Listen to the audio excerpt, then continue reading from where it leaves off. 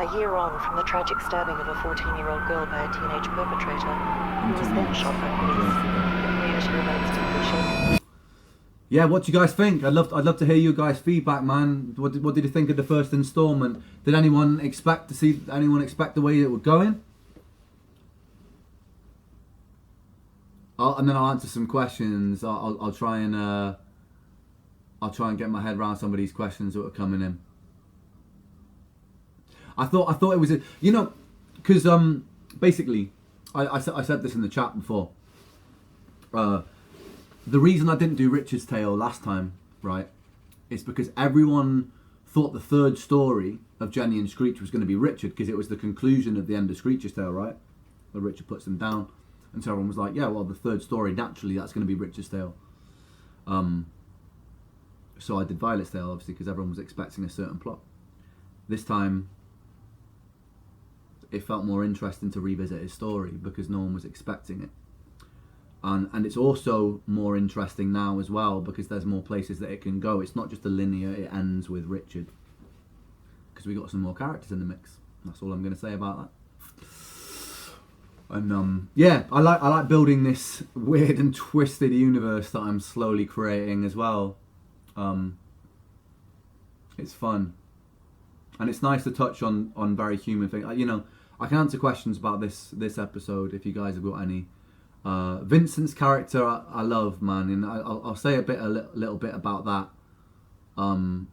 because Vincent is really an embodiment of so many people. It's embodiment of me when I was a teenager. It's the embodiment of the person who is sick of monotony, sick of repetition, and yet our civilized selves never reach that point of breaking point in a civilized society, right? So he is the what if, Vincent is the what if you allow yourself to reach the breaking point,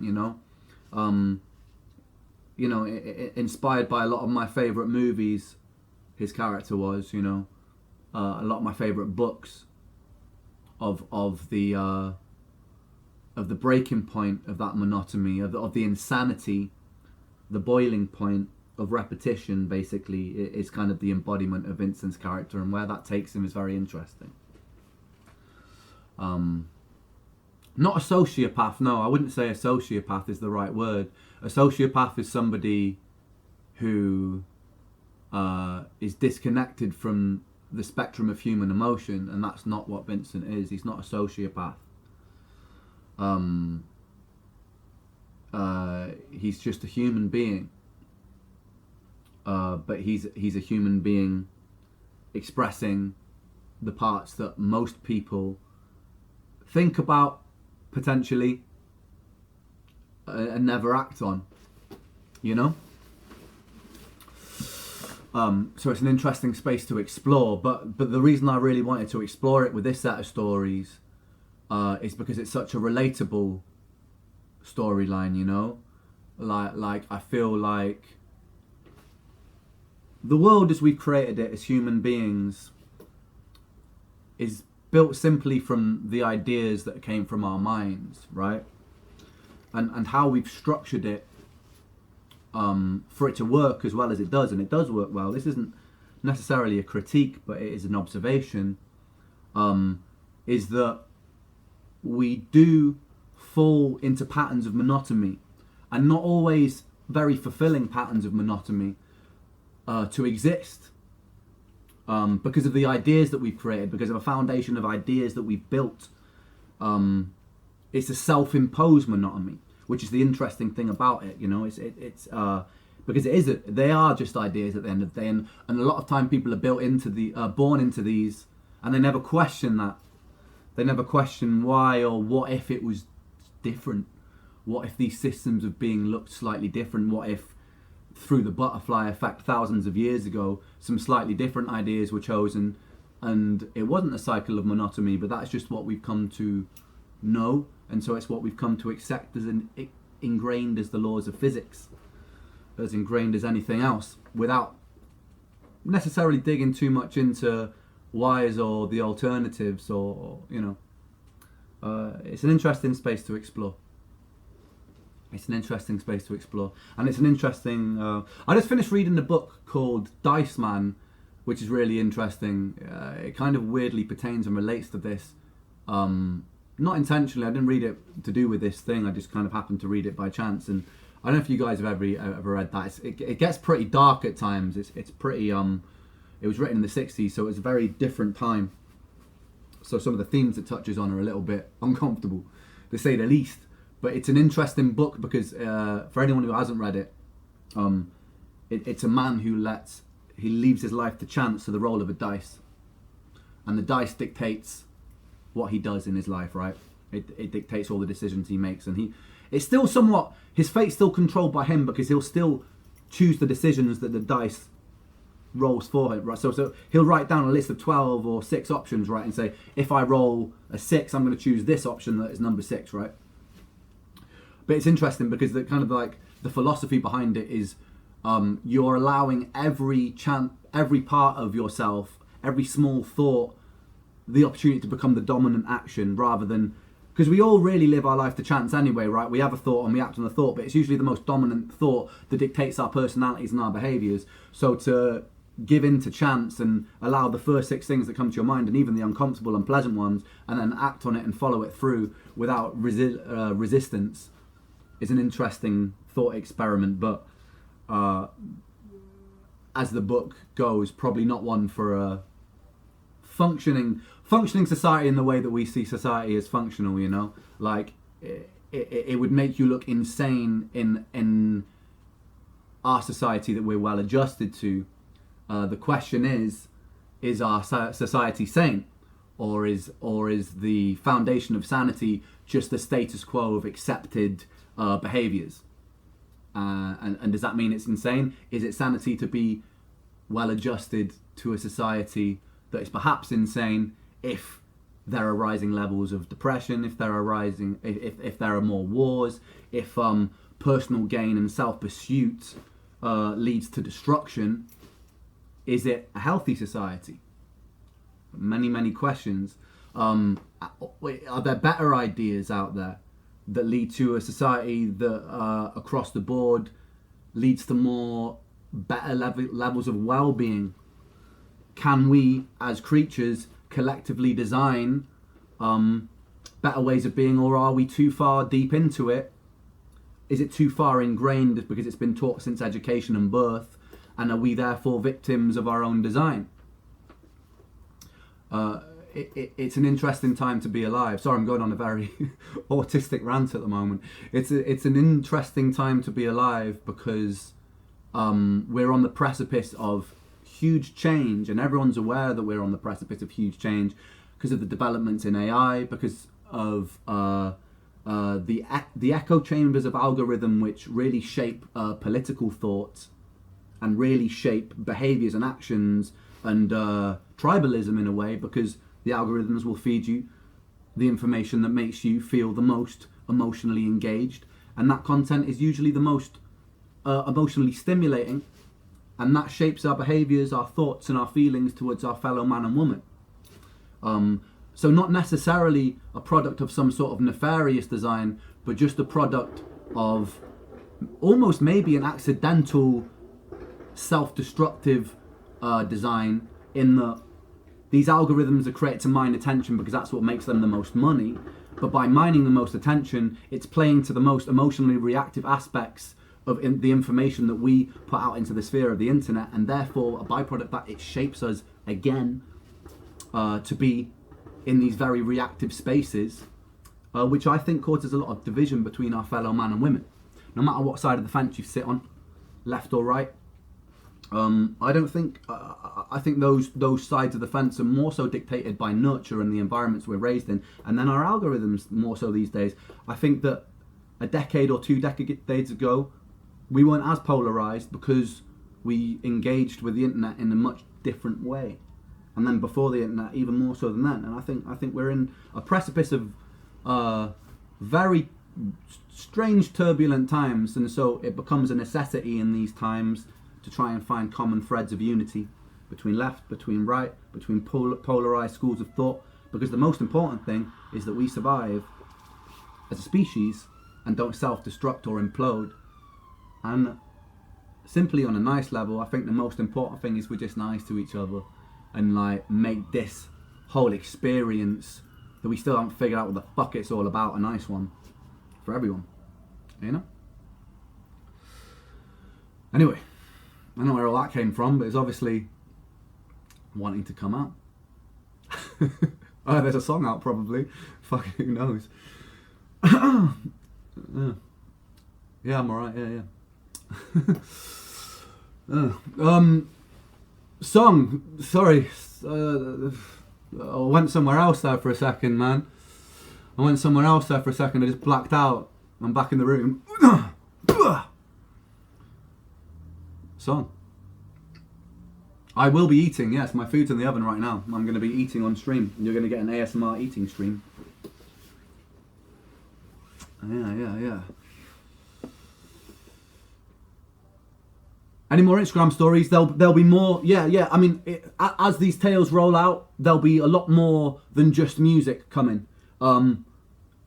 With these tales, if you were following me during the Tales of Jenny and Screech, which was a long time ago, so I know a lot of you will have missed that in real time, because things have blown up a lot since then.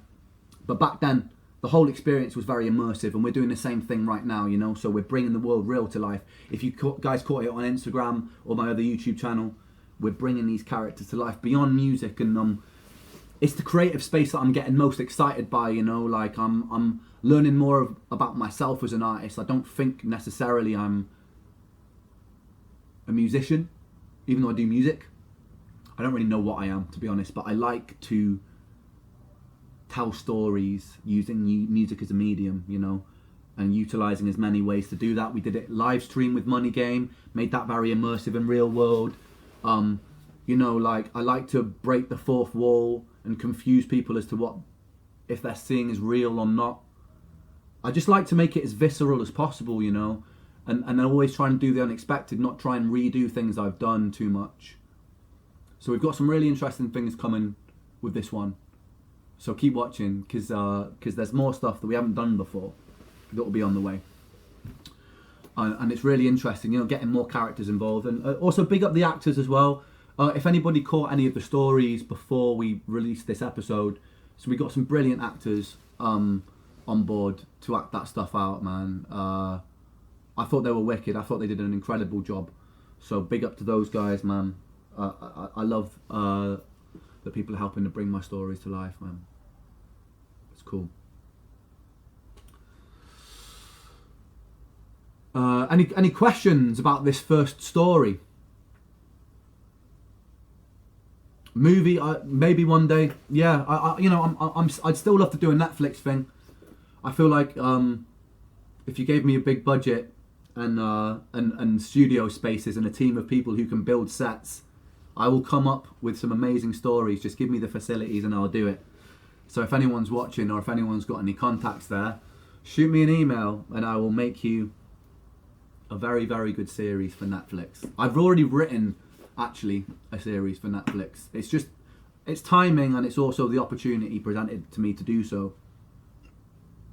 I've got a really, really, really fucking good idea. And it blends music in with it as well. But it's not going to be a musical, because musicals sometimes suck balls. It's going to be a lot more interesting than that.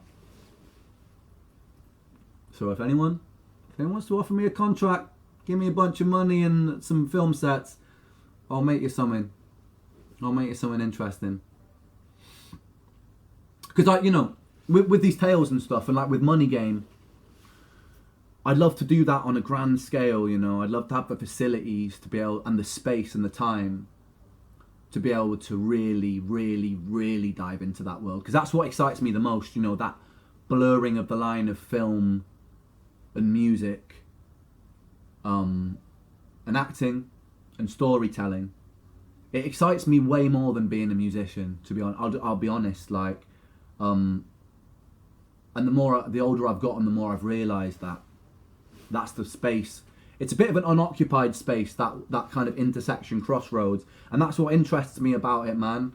Because it's an unoccupied space, it's more exciting to me than following the blueprint of, here's an album, here are the hits off the album, cool, stream the hits, whatever, you know, like, let's get it on the radio. You know, like, it's cool, I love to make music, like, it's great, but like, what really excites me is exploring unexplored territory and doing shit that hasn't been done before. That's fucking exciting for me. That's what I want to do, you know.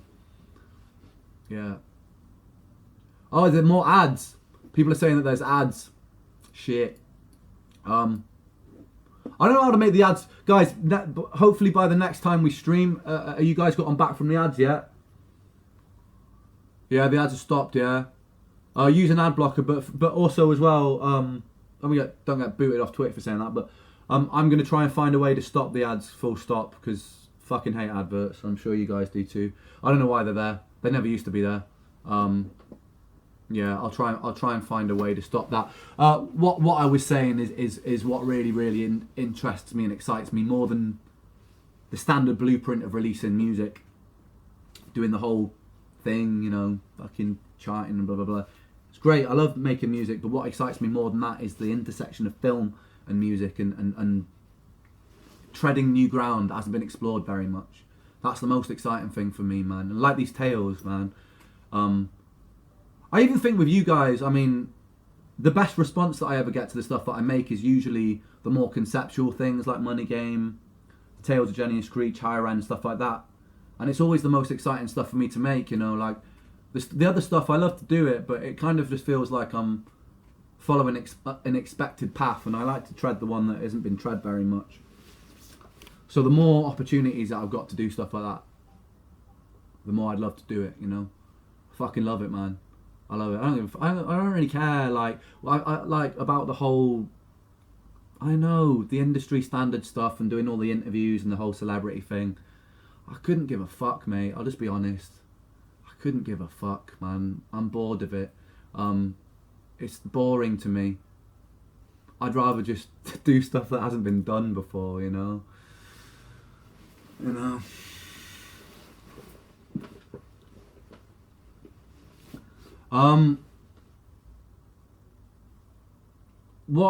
Yeah, you guys got any questions?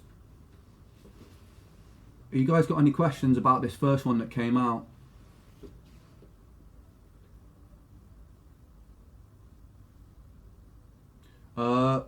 Yeah, I do some podcasts. Someone was saying whether I do Joe Rogan. Yeah, I'd do that for sure, mate. I'd do that. I like there are some interesting ones that came up. I quite like Lex Fridman. I thought he's quite an interesting guy. He does like computing and like robotics and programming podcasts. So it sounds super nerdy, but I like how little of them I understand when I watch them, because it always forces me to try and like learn things that I don't know yet, and I like to do that. I thought it was pretty cool. Yeah, Webby, the stuff with Webby's coming out soon.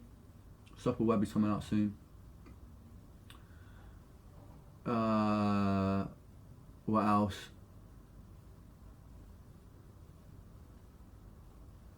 Oh, sorry, these questions are coming in quick. I'm sorry, I'm probably missing a bunch, guys, but I'm trying to catch them before they go. If I scroll up, sometimes it pauses out. How many takes did this one take? I'm trying to remember. There is a hidden cut in this one, by the way. See if you guys can spot it. It's pretty obvious where it is. We broke it up. There's a hidden cut in it. How many takes did it take? I think the first half took,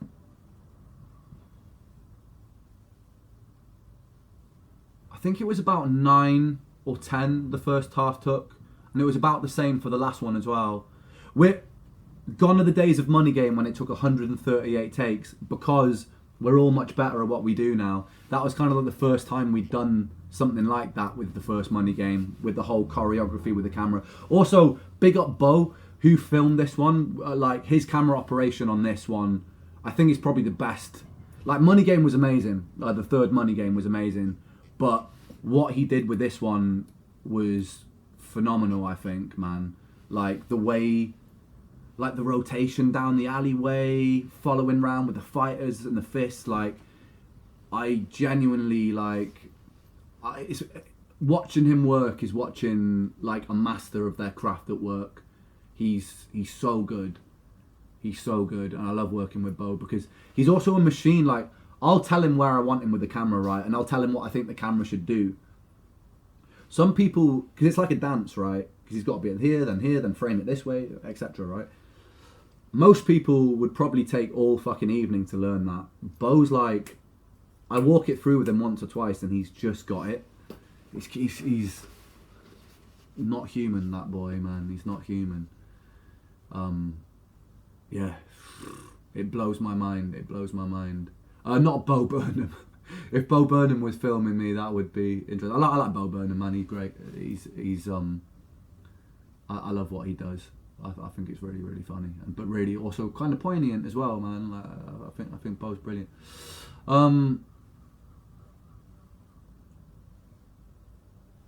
So I'm just trying to catch these questions because I wasn't actually drunk. I haven't drunk since 2023 on Joe's birthday because I quit drinking because I was drinking way too much after Joe died. Basically, I went into a very downward spiral. My health was also spiraling then. I find myself getting blackout drunk a lot. You know, sitting outside of clubs just crying, making very questionable choices with people I was sleeping with, and I was also really sick then as well. So I was like the compoundingness of like being very ill and getting that drunk all the time to kind of like self-medicate the fact that Joe had died, took me to really, really fucking horrible dark places, you know. And so like on his birthday, it was his birthday, and me and the lads always used to celebrate his birthday, you know. I was 23 years old. No, was that? Yeah. I wonder. Maybe it was before that. Maybe it was before 23. Basically, I won. We did a raffle, and I won 2 bottles of wine. And I was like, you know what? I'm going to drink these 2 bottles of wine, and they're going to be the last 2 bottles of alcohol that I drink this month. And I downed them, and I got really drunk, and I had a brilliant night. And we celebrated his birthday in style with all the boys.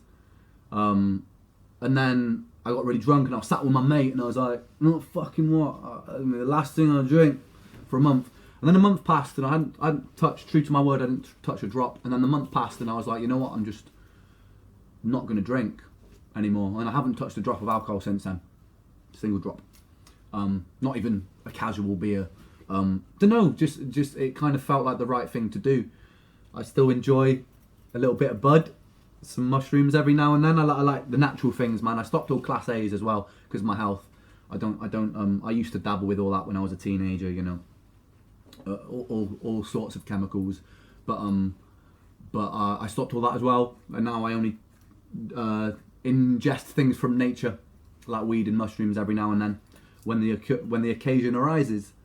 But other than that, this is just people often ask me what substances I'm on. This is just my personality. This is just how I am. Unfortunately, it's just the way I was made. It's just my brain. Yep. What am I holding? Oh, this is just my ADHD. This is probiotics. It's empty. I sometimes just need something to hold. I've got a lot of ADHD.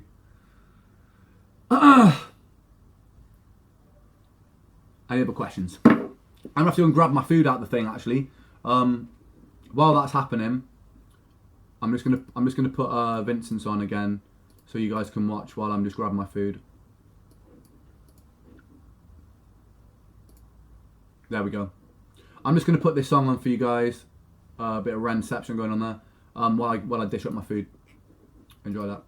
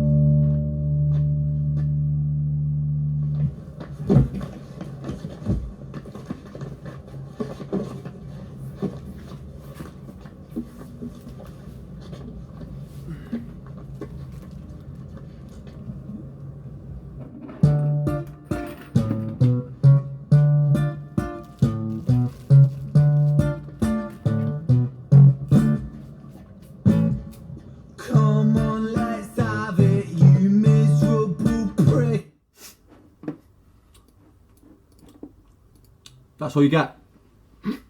Miserable prick. I've got to shoot off, so I'm going to munch and talk, right? Because if I let that play out, I just have to go. So, guys, please, whoever's on this stream with me, once I bugger off, get into band rehearsals, if you can, it would mean the world to me. Share it far and wide, you know. Obviously, we do this all independently by choice, so we kind of are our own record label.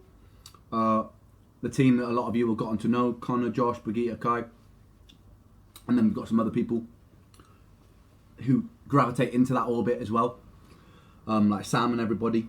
Yeah, like we do this ourselves, and so you guys really help fill in the gaps with instead of a fucking £1 million marketing team and a big old corporate budget and a big boardroom with people full of suits talking about how best to squeeze the most money out of the darn thing.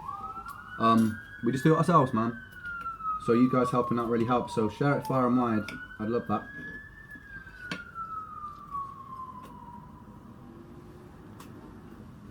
Appreciate it. Appreciate it. I have started getting recognised in public. Everywhere I go. It's kind of insane. Before I left to Canada, it kind of jumps up in increments. It's like before I left to Canada, it was kind of like, I guess my following back then is what you would call a cult following. Not cult as in cult, but as in like relatively underground. So it'll be every now and then someone will be like, yo, like music, bud. But now it's crazy. It's everywhere. And very frequently. It's a weird thing to adjust to, man. As an antisocial little bugger, it's a strange thing to get to grips with. Not that I don't appreciate the love. I definitely appreciate the love. It's just it's a strange adjustment. I've always been a little bit of a introvert who just makes music. My extroversion comes out when I do performances, when I'm with my mates, obviously, when I do things like this. This feels a lot more comfortable and controlled for me, you know, because I'm just here sat talking to the abyss. So it's a very strange thing to get used to. But I guess it's the territory that comes with what I do. So we'll see. We'll see how I cope with it as it grows, you know. Interesting. Strange. Very fucking strange. Very fucking strange. I'll tell you that. You know, some people are really built for it, I think. I don't necessarily know if I'm one of those people. It's one of the reasons that I don't do all the interviews and stuff, you know, and like the TV shows and what have you, the Saturday Night Lives and all that. Never really appealed to me. Not that there's anything wrong with it, you know, people that do it. It's not for me.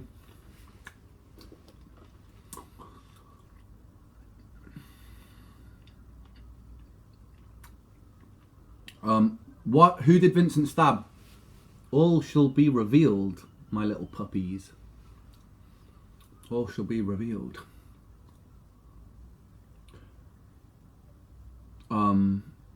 Yeah, my Wren in Vincent's tale was Vincent. But all should be revealed, you know? There's a lot more to this story than just a guy that stabbed someone in the street.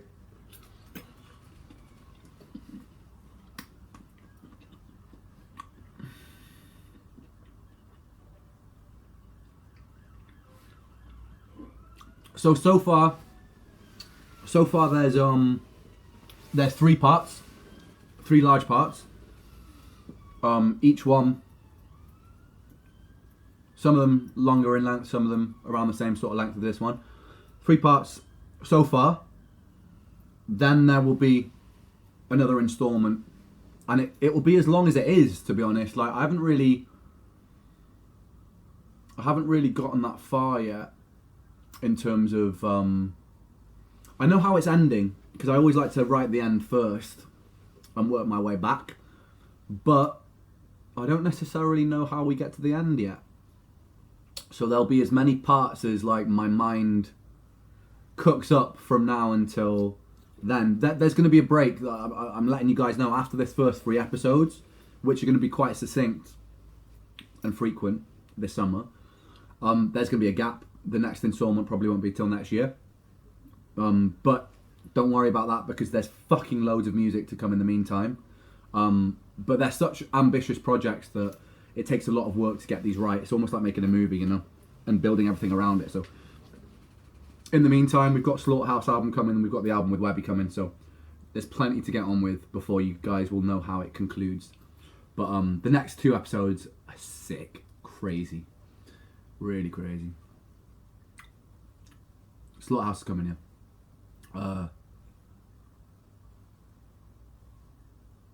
Violet's Tale. Someone said is it related? It's in the same universe. Obviously, Richard's in this one.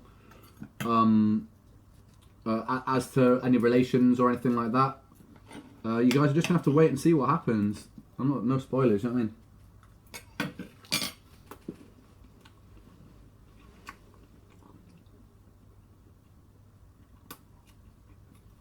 Everything will make sense. Everything will make perfect sense. I've seen a lot of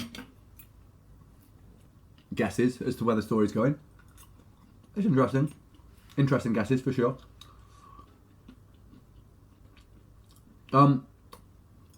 Clothing, we had a problem with the manufacturer for the next Sick Boy drop actually. So we're kind of waiting to sort that out before we do the drop. We're working on getting that remedied ASAP. The next drop's really fucking cool. There's a lot more choice in this drop and it's a bigger drop. I know that it sold out so fast last time and a lot of you were gutted you didn't get some of that stuff. You got to keep in mind, again, I'm an independent entity. While things are doing well now, I still don't have all the money in the world, so for me to even buy the drop that I did, it's a huge investment for me. A lot of my money. So they can be as big as I can afford without, you know, going broke basically. But this next drop's cool, man. It's really fucking cool. We spent. Have I got anything to show you?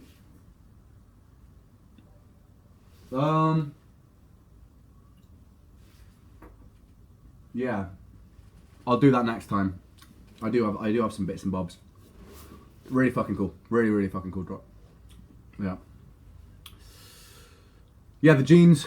Some people have seen the jeans already. Some people are asking about the jeans. Yeah, those fucking 90s jeans with stripes, bro. They're coming. They're coming. They're like whole outfits as well. Because they've got the matching t-shirts and stuff. Some really cool trainers. Really cool tracksuits. Loads of really cool shit with that drop. Really cool episode as well. With the Sega continues. That world is built upon, you know. And Brigitte smashed that as well with her acting. And we built the universe out of it. That's gonna be cool. Third figure. I'll have to talk to Connor about that. That's a little bit out of my domain. I've just kind of been focusing on all things creative right now. I don't actually know when that will be released. I'll have to check in with Connor. That's a Connor question.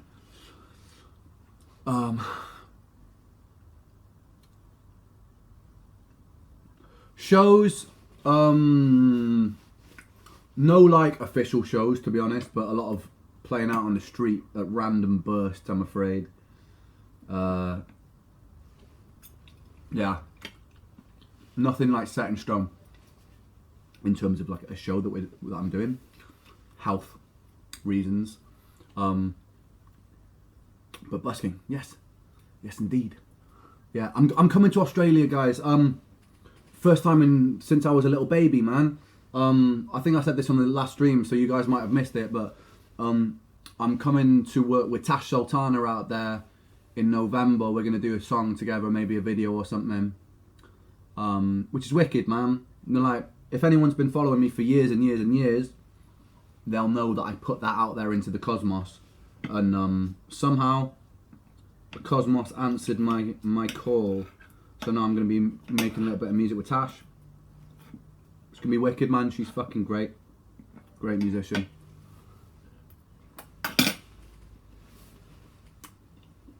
Exciting.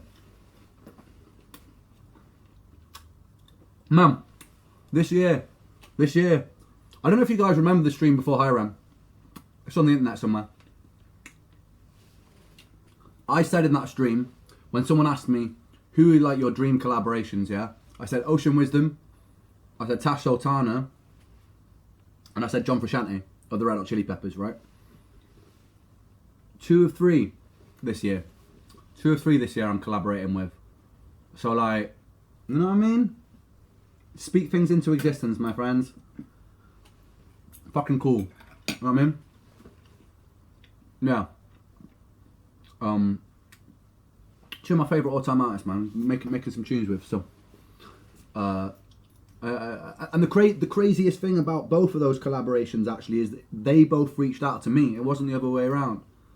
And they hit me up and were like, "Yo, let's do a tune." Fucking cool, man. Really, really cool. So I'm just waiting on the John Frusciante. I'm just waiting on the John Frusciante collaboration, man. I'll keep saying it until it happens. I think he's brilliant, man. He basically was the reason that I picked up a guitar when I was younger. You know, like I learned all of those riffs when I was like 10-year-old kid, man. I was playing like Scar Tissue and Californication, and probably videos of me doing it when I was a little kid somewhere. I'll try and dig out the vault, but like John Frusciante and Kurt Cobain riffs were a staple when I first learnt guitar. You know. Love that stuff, man. The very first song I performed live was a song called Morning Star by AFI. And then the second one was Today by the Smashing Pumpkins. Yeah.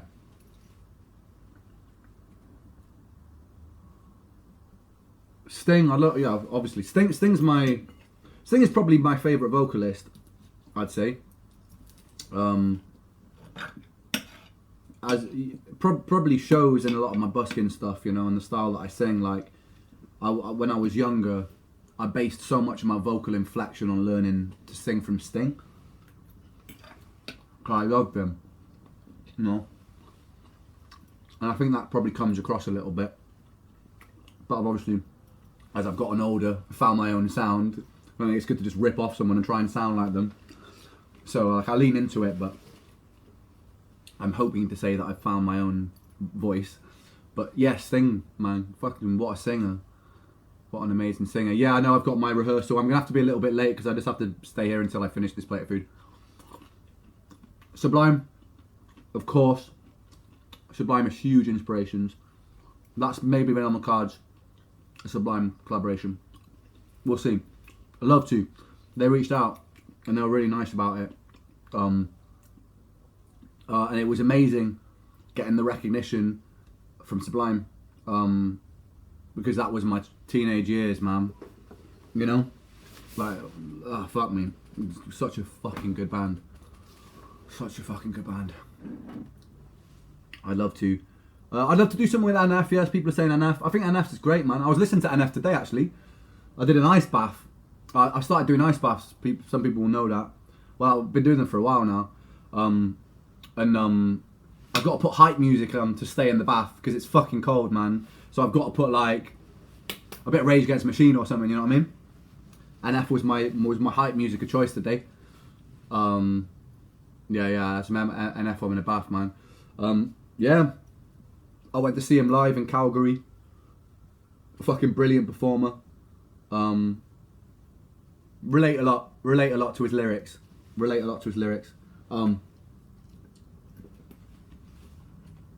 cool eyes.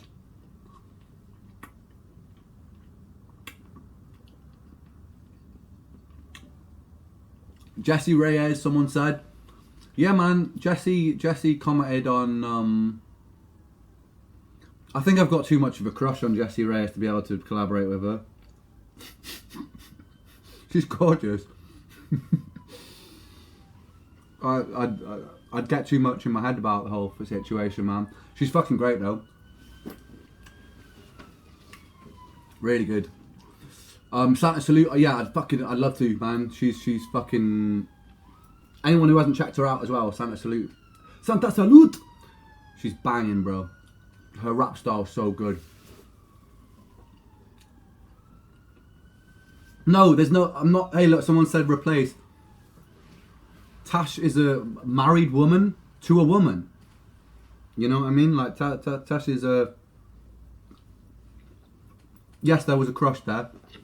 She's a married lady to a beautiful woman. The relationship is purely work. And we're going to make a banger, for sure. You know what I mean? Stop it, guys. Like, I'm reading some hot... Guys, stop it. Stop it. Stop it.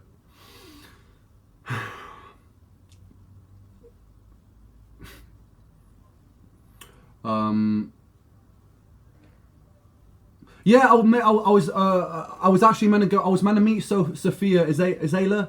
I think it's Azela. We've spoken a bit on the phone, me and Sophia, man. She's fucking great, bro. She's wicked. I was giving her a little bit of advice about record label situations and stuff like that. She's so cool, bro. Like,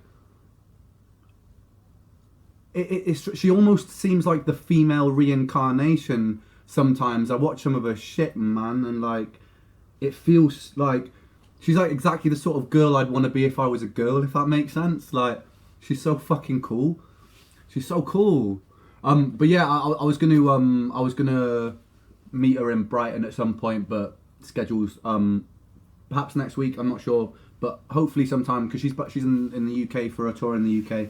I love to make some music with Soph, man. She's cool as fuck, and she's just a nice girl, man. Like when we've spoken on the phone, she's been really fucking cool, man. Yeah, wicked girl.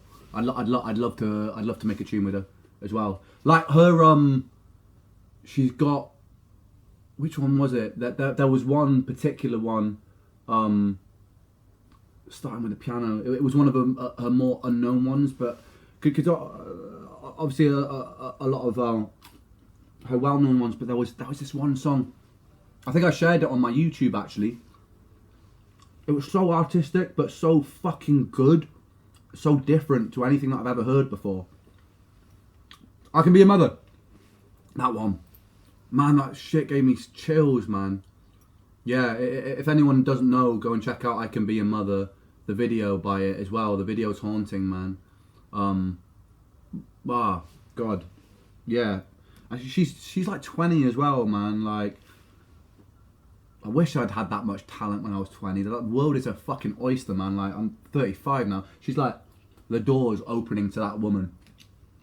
She's only getting better and better as well. She's gonna be, I'm calling it now, man. She's gonna be like a fucking Janis Joplin of this generation. Do you know what I mean? Oh, adverts. I'm just gonna munch while these adverts.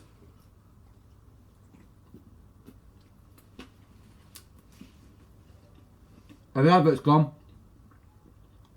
No more adverts? Tell me when they're gone, and we'll get back to business. What?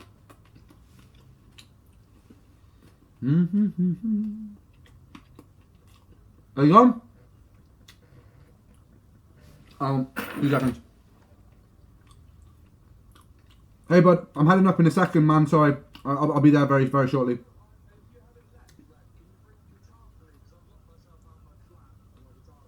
Oh yeah, of course, mate. What, do you want an acoustic? Yeah, no stress. Yeah, I haven't got any. I've only got nylon string ones, but I'll bring my nylon string one up. Yeah. Oh, tell Romain as well. They locked the doors. He's got to bring the keys with him. He probably has. He probably has them. Oh, I've got them anyway. But yeah, I'm running a little bit late just because I had this song released and food took a little while to cook. But I'll be easy. I'll be there in like 20 minutes probably, something like that. All right. Yeah, I won't do. All right, brother. Bye. Chill. Big push practice. That was Goran. Oh, my stomach hurts. Yeah, man. I've got a little bit of time. I'd have to leave for another 10 minutes so I can take my time a little bit and not get indigestion. And I'm loving spending time with you, let's be real. I'm eating duck. Because that's how I roll. I prefer it to chicken. And, you know, I like the finer things in life. So I'm eating duck. Mmm. I'm getting grease all over my face. I'm a sellout. It's true. Yeah. What happened to that little fucking wrong and running around the streets of Wales, man? Never did he think I'd be sat here, age 35, eating duck from a square blue plate. How times change. You know what I mean? I was eating green pot noodle back then. The green one was the best one. Chicken and mushroom flavour, baby. Or super noodles with grated cheese and ketchup. Not anymore, baby. I'm moving up in the world. I'm in. Jeffrey! Fetch me my milk, Jeffrey! And Jeffrey's busy at the moment. What do you mean, ew, ketchup? When I was a kid, yeah, I'd ketchup with fucking everything, bro. A disgusting amount of things, actually. I think I had a problem, probably the early signs of autism. You know what I mean? Like, I had an obsession with it. I used to have it with like curry, pasta, anything, Sunday roast, anything really, other than maybe soup. I would put ketchup with. I just had an obsession with it, man. Yeah, I don't know why. Sadly, now that I'm older and have developed MCAS, I can't have it anymore. Otherwise, I'll feel dreadful. There are a lot of things I can't eat anymore. Tiny violin. Ketchup one of them. Yeah, no, I can't have it. Can't have it. Yeah, there are two songs with Chinchilla coming on Slaughterhouse, and they are bangers. You guys are used to ballads with me and Chinchilla, so we've got one that's like a ballad, big power ballad. It's beautiful. It's very like James Bond-esque, and then we've got one that's like, because we both make bangers, bro. So like we sat in a room and we're like, you know, why don't we ever just like make a fucking banger together? You know, like. Why are we always just writing really sad songs? You know, she's got a little girl gone. I've got my songs like Power and shit. I'm like, why don't we like make those parts of ourselves meet? So that's what we did. Got a song called Piranha, and it's a banger. It's a banger. It's a smash. If you're asking if me and Daisy smashed, no. Chinchilla's like my sister, bro. That's not a thing. That's not on the cards. We're like siblings. It would be very weird if that would happen. Very weird indeed. I love that woman to bits though. She's fucking great. She is so cool. She's so fucking cool.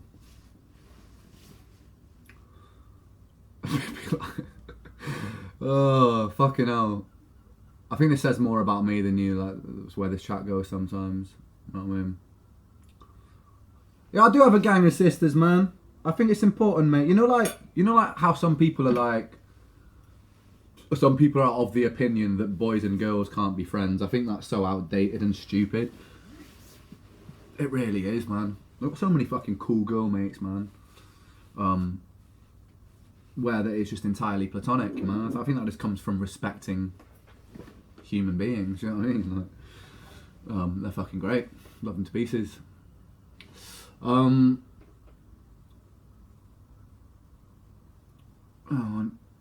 what else? Any other questions? No, I miss Kendrick. I like to see Kendrick live, mate. I like Kendrick, man. He's cool. Very interesting fucking songwriter and very talented rapper as well. I'd say my favourite rapper from the USA at the moment, probably JID.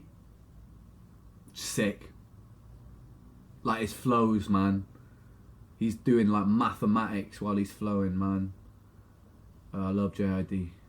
Yeah, I think he's fucking great, man. Black Thought as well. Really fucking cool. I'm still waiting on fucking Zach De La Rocha to release something with Run the Jewels, because that was promised a lot of years ago. I probably should just have to let go of hope, man, because it was promised like a decade ago, and every year I'm like, maybe this will be the year that Zach De La Rocha fucking releases something. Like, he's my favourite rapper, man. Like, he never gets mentioned in the conversation, which I think is crazy, but Rage Against the Machine, man, his voice and his subject matter, like, come on. It's undeniable, man. Like, his tone. Who sounds like Zach De La Rocha? I can't think of anybody. Rage Against the fucking Machine, man. All day. All day. Yeah. So good. I'm trying to think. A$AP Rock good? Yeah. I've listened to enough of his stuff to have a solid opinion, man. But I was checking out a lot of the battle that went on, obviously. So I listened to a lot of his shit during that with Daylight and A$AP Rocky, and all very fucking good lyricists, man. All very, very good lyricists. Yeah, that was cool. What do you guys think of what's going on at the moment with Joyner Lucas and Skepta? You guys got any, if you guys have been following it, you guys got any leanings, preferences with what's going on there? Couldn't care, someone says. Someone says Joyner, someone says Skepta. Some people are like, meh. Alright, fair enough, man. Yeah. I don't know. I'm not as invested as I was with the A$AP Rocky battle, to be honest. Some good bars in it. The whole like US versus UK thing, I kind of almost feel like if that needs to be a real thing, we need to start getting our underground fucking assassins out there to represent from the UK, man.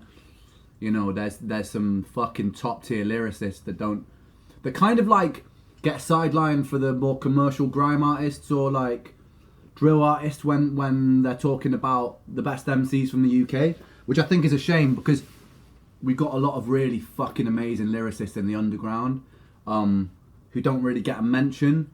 Like, I'm sorry, but you put Ocean Wisdom next to like a lot of top tier USA rappers. I know I'm biased because I'm UK, man, but that's a whole different thing. Like, if you put Joyner up against Ocean, is it a competition? Sorry, I need to eat in here. I'm just saying, bro. You get Ocean, put him next to Joyner. It's a whole different fucking situation.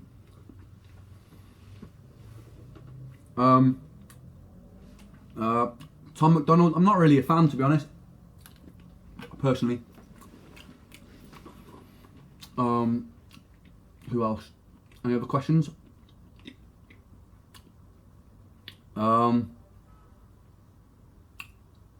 K-Flay. I like,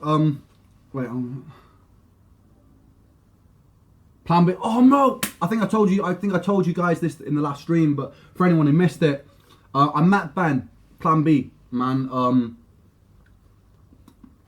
Big moment for me, man, because as you guys heard me, I've referenced him in a couple of tracks now, man.